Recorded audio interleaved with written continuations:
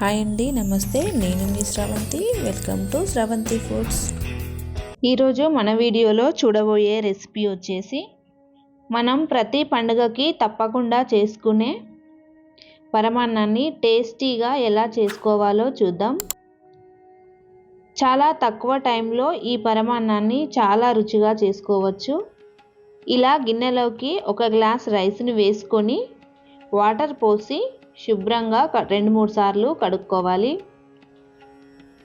తర్వాత మనం ఏ గ్లాస్తో అయితే రైస్ని తీసుకున్నామో అదే గ్లాస్తో 3 గ్లాసుల వాటర్ని పోసుకోవాలి.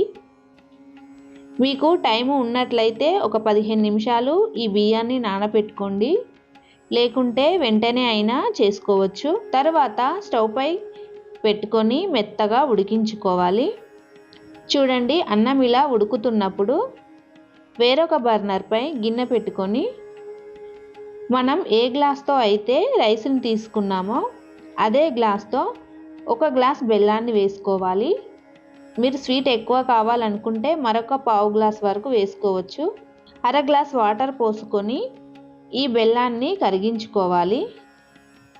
చూడండి, ఈ బెల్లం అంతా కరిగిన తర్వాత ఈ గిన్నెను పక్కన పెట్టుకుందాం. చూడండి, ఈలోపు అన్నం కూడా మెత్తగా ఉడికింది. ఇలా అంతా ఓసారి కలుపుకొని ఇప్పుడు ఇందులోకి 1.5 గ్లాస్ పాలను పోసుకోవాలి.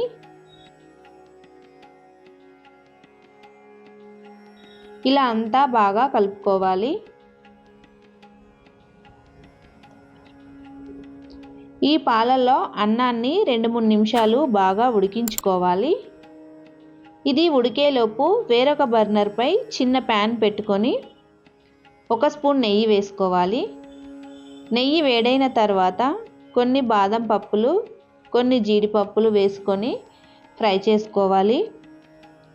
ఇవి ఇలా కాస్త ఫ్రై అయిన తర్వాత కొన్ని కిస్మిస్లు వేసి ఫ్రై చేసుకోవాలి. వీటిని నెయ్యితో సహా అన్నంలోకి వేసుకోవాలి. తర్వాత 1 స్పూన్ ఇలాచీ పౌడర్ వేసుకొని వీటన్నింటినీ ఇలా ఓసారి బాగా కలుపుకోవాలి.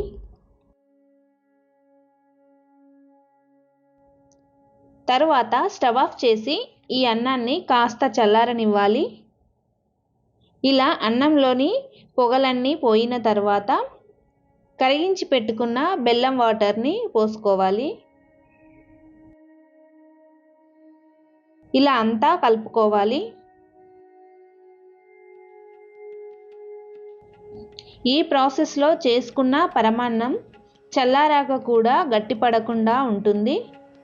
తరువాత కొద్దిగా పచ్చకర్పూరాన్ని వేసి అంతా ఓసారి బాగా కలుపుకొని వేరొక బౌల్లోకి సర్వ్ చేసుకోవాలి.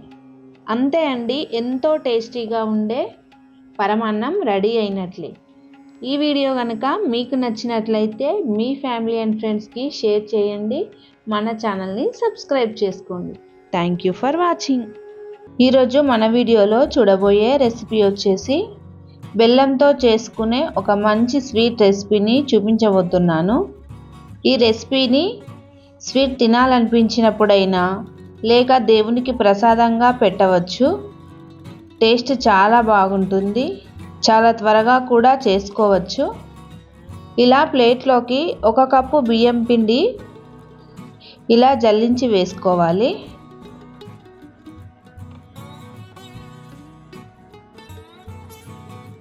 అలాగే 1 కప్పు గోధుమ పిండిని కూడా జల్లించి తీసుకోవాలి. అలాగే ఇందులోకి 2 స్పూన్ల మైదా పిండిని వేసుకోవాలి. తర్వాత 1 చిటికెడు సాల్ట్, 1/2 స్పూన్ ఇలాచీ పౌడర్ని వేసుకోవాలి. వీటన్నింటినీ బాగా కలిసేలా కలుపుకోవాలి. ఇలా అంతా కలిసేలా కలుపుకున్న తర్వాత స్టవ్ పై గిన్నె పెట్టుకొని 1.5 కప్పు బెల్లాన్ని వేసుకోవాలి. మీకు స్వీట్ ఎక్కువ కావాలనుకుంటే 2 కప్పులు వేసుకోవచ్చు. ఇందులోకి 2 కప్పుల వాటర్ని పోసుకోవాలి.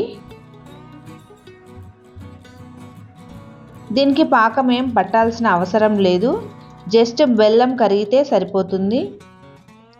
ఇలా బెల్లం అంతా కరిగిన తర్వాత స్టవ్ ఆఫ్ చేసుకొని ఈ బెల్లం వాటర్ని ఇలా పిండిలోకి వడకట్టుకొని కొద్ది కొద్దిగా పోసుకుంటూ కలుపుకోవాలి. ఫస్ట్ ఇలా గంటెతో అంతా కలిసేలా కలుపుకోవాలి. వాటర్ వేడిగా ఉన్నాయి కాబట్టి ఇలా అంతా కలుపుకోవాలి.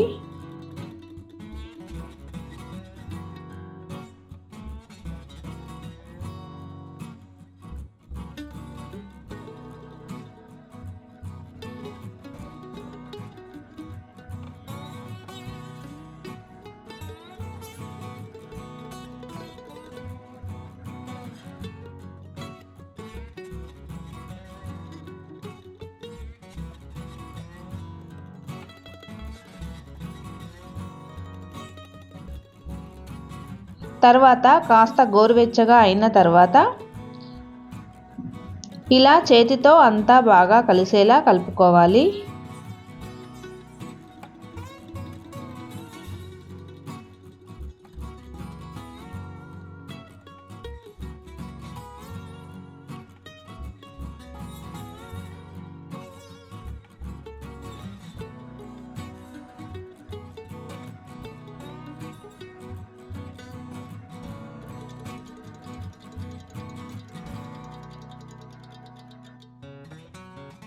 ఇలా అంతా సాఫ్ట్గా కలుపుకున్న తర్వాత ఇందులోకి ఒక స్పూన్ నెయ్యి వేసుకొని మళ్ళీ ఓసారి అంతా బాగా కలిసేలా కలుపుకోవాలి.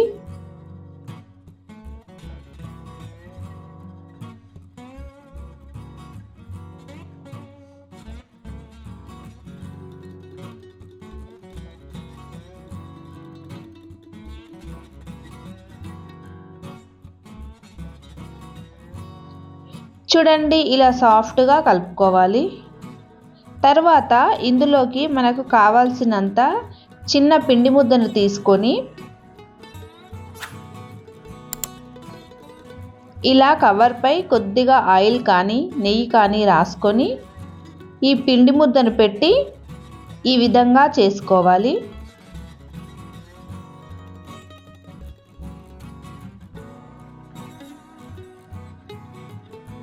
చూడండి ఈ మందంతోని చేసుకుంటే సరిపోతుంది. ఇలా ప్లేట్లోకి వేసుకొని ఇలానే అన్నీ చేసుకోవాలి. తరువాత ఇలా స్టవ్ పై డీప్ ఫ్రైకి తగ్గట్టు ఆయిల్ వేసుకొని ఆయిల్ వేడి చేసి పెట్టుకోవాలి. ఆయిల్ వేడైన తర్వాత ఇలా చిన్న పిండి ముద్దను వేసి ఆయిల్ వేడైందా లేదా అని చెక్ చేసుకొని ఆయిల్ వేడైన తర్వాత మనం చేసి పెట్టుకున్న అప్పాలను ఇలా నిదానంగా వేసుకోవాలి.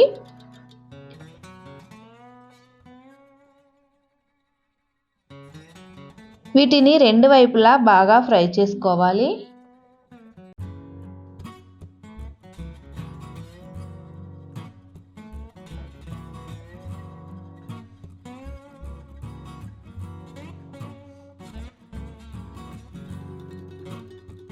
ఇలా ఫ్రై అయిన తర్వాత వీటిని తీసుకోవాలి.